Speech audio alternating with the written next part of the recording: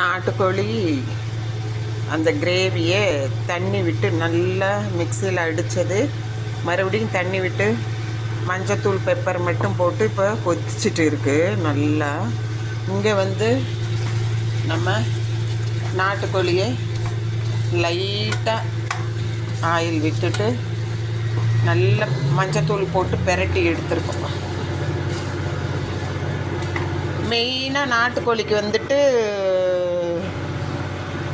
பெப்பரும் சீரகத்தூளும் நல்லா போடணும், கருவேப்பிலை கொத்தமல்லி தழை இறக்கும்போது போட்டால் போதும். இப்போ வந்து நல்லா சுருண்டு வெந்திருக்குது. இது கிட்டத்தட்ட 10 விசில் விடணும், அப்போ தான் வேகும்.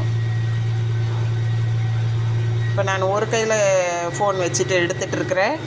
இங்கே போர் போடுறாங்க, அதனால் சவுண்டு கேட்கும். நான் வந்து அதை உள்ளே போட்டுட்டு உங்களுக்கு இறக்கிட்டு காமிக்கிறேன். 10 விசில் விடணும். நாட்டுக்கோழி சாறு ரொம்ப ரொம்ப சூப்பராக இருக்கும். இது சாதத்தோடு பிசைஞ்சு சாப்பிடும்போது சளி இருந்தால் போயிடும். ஓகே, செய்துட்டு காமிக்கிறேன். இதை எடுத்து அதில் கலக்கணும்.